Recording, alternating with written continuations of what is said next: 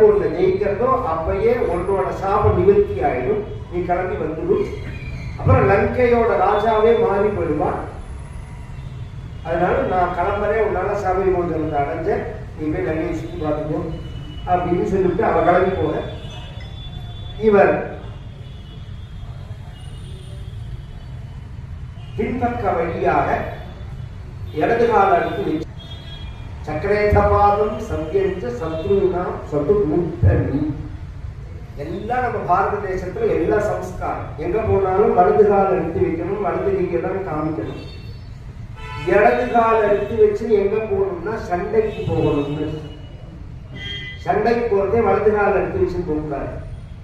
தாமரை கேச்சித் இவா தகாராத்திரம் பிராண துல்லிய திருஷ்டயா அப்படின்னு சில ஜீவராசிகளுக்கு பகல்ல கண்ணு தெரியும், சில ஜீவராசிகளுக்கு ராத்திரியில கண்ணு தெரியும். ராத்திரியில தெரியறதுக்கு பகல்ல தெரியாது, பகல்ல தெரியறதுக்கு ராத்திரியில தெரியாது. காக்கைக்கு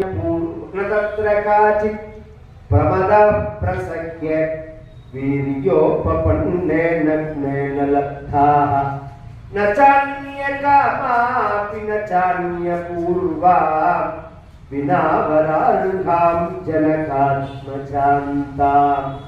எல்லா பெண்களுமே ராவணனுடைய வீரியோன குணேன ஸ்ரீயேன ரூபேன, அவனோட பராக்கிரமம், அவனுடைய பலம், அவனுடைய செல்வம், அவனுடைய அழகு, அவனுடைய புகழ், இதுக்காக வந்து கல்யாணம் பண்ணிட்டவர்.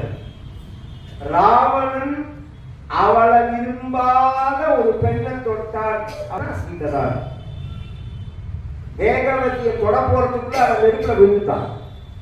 சீதையை தான் அவன் தொட்டு தூக்கின்னு வந்தது. இந்த ரெண்டு பேர் தான்.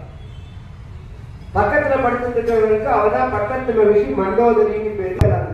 நபானம் உபசேகிக்கும் வேற யாரோ உகுலஸ்திரி அப்படின்னு சொல்லிட்டு அண்ணன் வந்து பார்த்தா பெட்ரூமுக்கு பக்கத்திலேயே பார் வச்சிருக்காங்க.